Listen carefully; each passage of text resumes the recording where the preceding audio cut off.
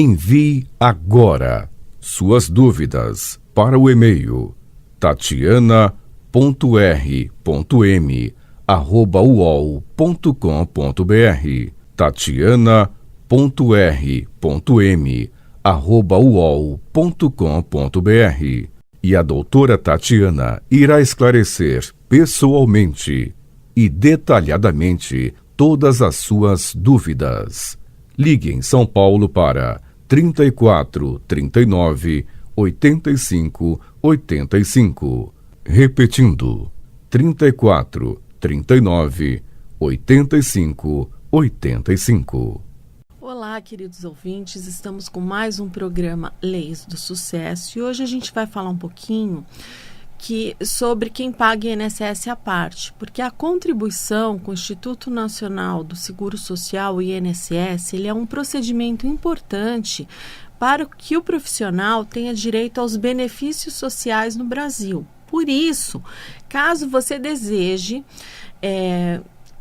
entender um pouquinho mais como pagar o INSS por conta própria, eu vou explicar. Embora muita gente acredite que os valores não são atrativos para uma aposentadoria ou um auxílio-doença, é uma garantia que vale pelo montante pago mensalmente, além de ser um procedimento que ele é obrigatório. Então, entre os benefícios que você tem direito com o recolhimento do valor ao INSS estão a aposentadoria, que será por tempo de contribuição ou por idade ou por invalidez, pensão por morte, auxílio-doença, auxílio-acidente, auxílio-reclusão, salário maternidade, salário família, reabilitação profissional. Bom, então você tem que ficar atento quando for escolher entre o tipo de contribuição normal ou simplificado. Por quê? Porque essa escolha, ela afeta também os benefícios aos quais você terá direito. Então, muita gente não conhece, por exemplo, o direito ao salário maternidade, que as mulheres, elas adquirem ao serem contribuintes do INSS. E isso não vale somente para quem faz esse tipo de contribuição por conta própria, mas também para aquelas que são empresárias, MEI ou optantes pelo Simples.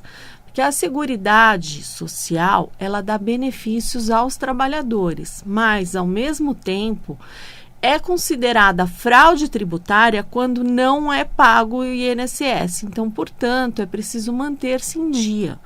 Todos os profissionais que optaram pela vida sem carteira assinada, empreendedores, autônomos, liberais, precisam arrecadar por conta própria o valor devido ao INSS. Isso é muito simples. Os profissionais sem um vínculo formal no Brasil representam 40% da população ocupada no país, o que totaliza 38 milhões de trabalhadores. Então, para alguns, só existem benefícios para quem está trabalhando de carteira assinada, mas isso não é verdade. Porque todo profissional que paga seu seguro social em dia tem esses direitos e pode se valer deles em caso de uma necessidade. Então, boa parte do segmento informal é formado por profissionais que trabalham sem carteira assinada, de forma autônoma e liberal. Portanto, não tem direito aos benefícios do INSS como os trabalhadores seletistas. No entanto, é possível contribuir por conta própria em 3 modalidades, sendo a primeira contribuinte individual, que é a categoria que contempla diversas profissões autônomas, como um segurado, ou você pode contribuir como um segurado facultativo, que garante às pessoas maiores de 16 anos, mesmo sem trabalho remunerado, possam contribuir. E a terceira são os microempreendedores individuais, os MEIs, que a contribuição se dá através do pagamento do imposto mensal, que é o DAS, que já inclui a taxa de recolhimento para o INSS. Bom, eu vou explicar passo a passo para pagar o INSS por conta própria. Então, para começar, a gente pode dizer que a contribuição ela é um pouquinho diferente conforme o seu caso. Há diferenciação no percentual entre quem trabalha para pessoas jurídicas ou não, e o recolhimento do INSS para autônomo ou para profissional liberal. Não é da mesma forma que o recolhimento do INSS do Simples Nacional, por exemplo. Então, para profissionais que trabalham por conta própria, sem CNPJ, o recolhimento é feito diretamente ao INSS, utilizando a guia impressa ou o sistema online, conforme o modelo que eu já vou explicar. Já os empresários do Simples Nacional tem esse imposto incluído também na guia única, o documento de arrecadação do Simples Nacional, DAS. Bom, embora não se trate de carteira assinada e do famoso desconto do INSS no salário pago, o empresário também recolhe o valor antecipadamente junto com o valor de arrecadação do próprio negócio. Para pagar o INSS, você deverá identificar o melhor formato de arrecadação. Aí você vai. Então, esse é um dos pontos principais de discussão quando o profissional precisa definir se irá trabalhar como autônomo, sendo contratado com carteira assinada pela empresa, né, que é a CLT, ou montando uma empresa para a prestação dos serviços, que a gente vê muito isso hoje em dia, a pessoa monta empresa para prestar serviço para outra empresa. Embora existam profissionais com receio, né, de abrir empresa e organizar sua contabilidade através do CNPJ, muitas pessoas já estão percebendo as vantagens de se trabalhar como uma pessoa jurídica. E em muitos casos, a tarifação ela fica melhor nesse perfil mesmo. Bom, se você ainda não tem um negócio funcionando e você prefere manter o pagamento individual mesmo, é possível optar pelo plano normal ou pelo plano simplificado. Conforme o nome, né, já dá a entender, quando se elege o tipo simplificado, o valor de contribuição ele é menor, mas os benefícios também são mais enxutos. No plano normal, a contribuição é de 20% do valor do salário. A contribuição mínima é baseada no valor do salário mínimo, que atualmente é de R$ 1.212. Já a máxima, fixada pelo teto do INSS, no valor de R$ 7.087,22. Bom, a regra permite ainda que o autônomo, né, que os autônomos que atendem, pessoas jurídicas tenham uma redução de 45% no valor pago mensalmente, já que as empresas precisam obrigatoriamente recolher enquanto fonte pagadora 11% ao INSS. O tempo em atividade durante o qual você estiver efetuando o recolhimento do valor ao INSS neste plano contará como tempo de serviço, o que lhe permite a aposentadoria por esse cálculo e não somente por idade. Embora no plano simplificado a contribuição seja de apenas 11% do valor do salário mínimo, só podem escolher esta opção aqueles profissionais que não trabalham para empresas e não têm nenhuma relação empregatícia com pessoas jurídicas. Então, por ser de menor valor, esse modelo também não permite a aposentadoria por tempo de serviço. O profissional somente terá direito ao benefício ao atingir a idade estipulada. Bom, de qualquer forma, esse pagamento reduzido ainda lhe protege nos casos de doença e invalidez, bem como mantém o direito à pensão por morte aos familiares. A guia do INSS pode ser tanto preenchida à caneta em um formulário que é vendido em papelarias e lojas, ou emitido diretamente no site do INSS.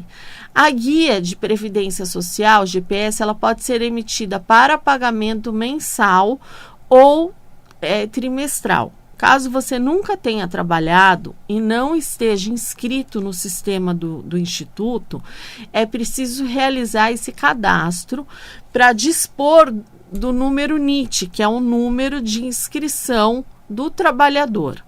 Bom, para quem já trabalhou com carteira assinada ou contribuiu há mais tempo, é possível utilizar os números de PIS, PASEP ou NIS. O NIT ele é cadastrado no site do INSS através do menu Meu INSS. Se você não tem ou não lembra, você pode verificar por esse caminho e conhecerá seus dados facilmente.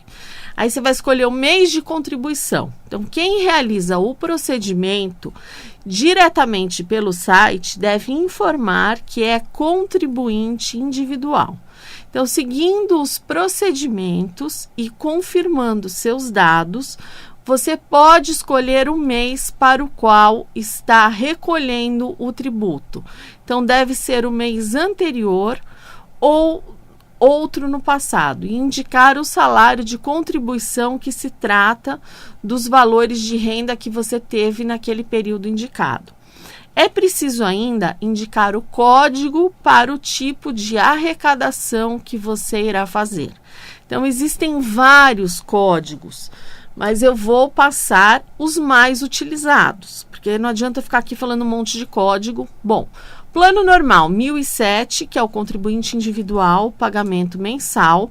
Já o plano simplificado, o código é 1163, que é o contribuinte individual mensal. Depois de realizados esses passos, é só você confirmar e gerar a guia paga, normalmente como qualquer outro documento financeiro. Bom, os prazos para pagamento do INSS, todos os profissionais que recebem algum tipo de remuneração têm contribuição obrigatória ao INSS. E o prazo para recolhimento do INSS é até o dia 15 do mês seguinte ao de contribuição. Existe a possibilidade de realizar o pagamento trimestral e dessa forma se consideram como período de contribuição os 3 meses anteriores ao pagamento. A vantagem desse modelo é que o atraso não é considerado para esses meses, que são pagos em conjunto, já que o período de apuração é sempre anterior ao pagamento. As contribuições, elas podem variar de acordo com o tipo de plano que você escolher para a sua guia. E as variações também aparecem entre quem trabalha ou não para a pessoa jurídica. Então, os percentuais de recolhimento para quem faz a contribuição individual, que é o caso que estamos discutindo, varia entre 5% e 20%.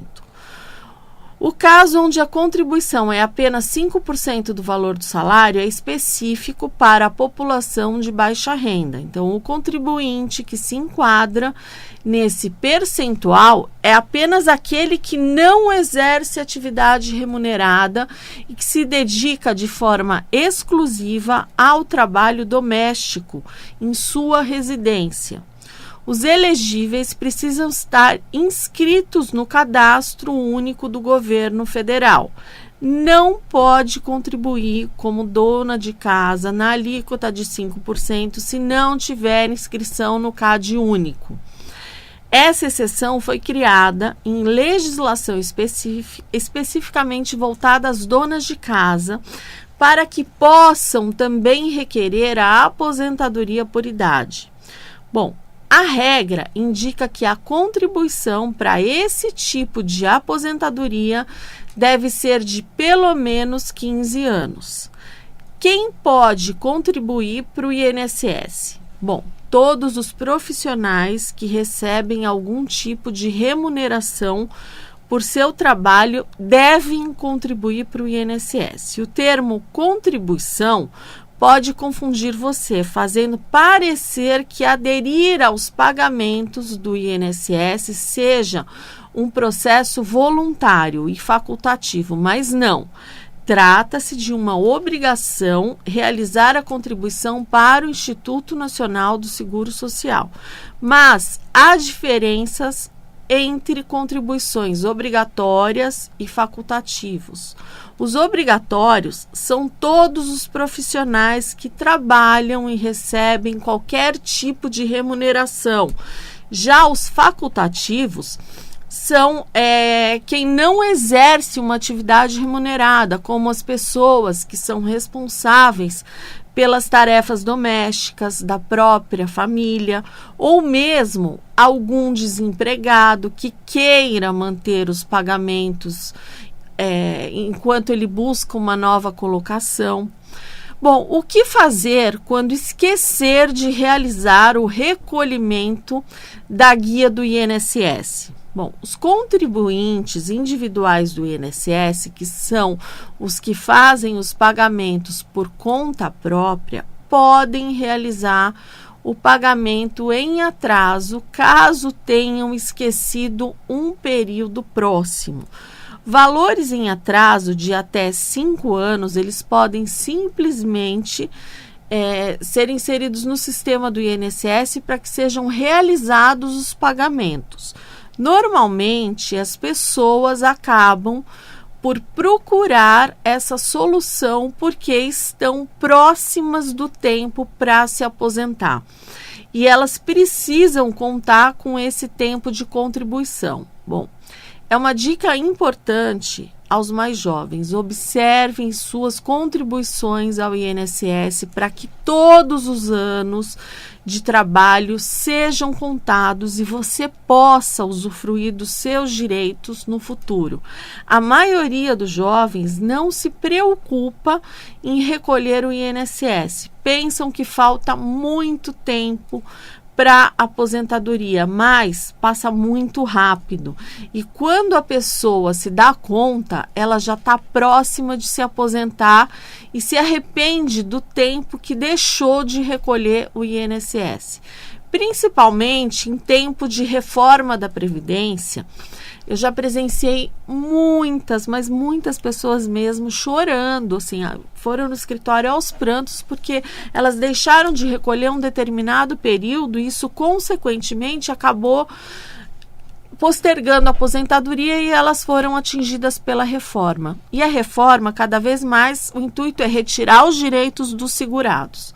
Bom, como a minha empresa deve pagar o INSS? Se você é um empresário, não deve recolher o INSS através da guia de contribuição individual. Isso porque as empresas têm entre suas obrigações responsabilidade de contribuir com o INSS e seu serviço de contabilidade deve orientá-lo sobre isso. No caso do empresário, ele mesmo, o recolhimento acontece sobre o valor do prolabore. Geralmente, o serviço contábil emite uma folha de pagamento referente a esse valor pago ao sócio em função do seu serviço na empresa. E ali vai constar o desconto do INSS da mesma forma como seria no caso de um funcionário com carteira assinada. Em relação aos colaboradores da empresa, acontece a mesma coisa. Os descontos são computados na folha de pagamento e a emissão da guia do INSS para quitação da parte da contribuição referente à empresa é feita pela assessoria contábil. Bom, para quem vai pagar o INSS, é importante avisar que não pode pagar adiantado. Por exemplo, a pessoa vai morar fora do país 2 anos e resolve adiantar o pagamento do INSS. Jamais faça isso, porque será considerada apenas uma contribuição no teto. E você vai perder dinheiro, porque não existe pagar o INSS adiantado. Esse excedente você vai perder. Outro cuidado é verificar o valor do salário mínimo. Quando recolhemos um valor menor, precisamos complementar ou agrupar com outro para que esse pagamento seja válido, porque não são considerados pagamentos abaixo do valor mínimo. Então, o valor do salário mínimo costuma sofrer alteração em janeiro de cada ano. Logo, devemos tomar muito cuidado no mês de fevereiro de cada ano, quando estamos efetuando a contribuição ao INSS referente ao mês de janeiro. O contribuinte individual, ele precisa se organizar e ter muita disciplina para pagar todos os meses. O que costuma acontecer com muita frequência é a pessoa se apertar e deixar de pagar o INSS. Então, caso ocorra uma necessidade e não seja possível recolher o INSS em um determinado período, assim que possível, procure pagar o retroativo para você não atrasar a sua aposentadoria. Você pode pagar por mês referente, você pode pagar um mês atual e um mês atrasado, mas não deixe de calcular os juros e a multa. Isso pode ser facilmente feito na internet, onde já colocam o código referente ao atraso e o cálculo de juros e multa. Agora, se você não tem acesso à internet, procure um advogado que atua nessa área para que ele emita, para que ele te ajude e emita e te mande, por exemplo, por WhatsApp, todo mês a guia para você pagar. Se você não quer fazer o carnê, você tem medo de não saber calcular juros, enfim, você pode procurar.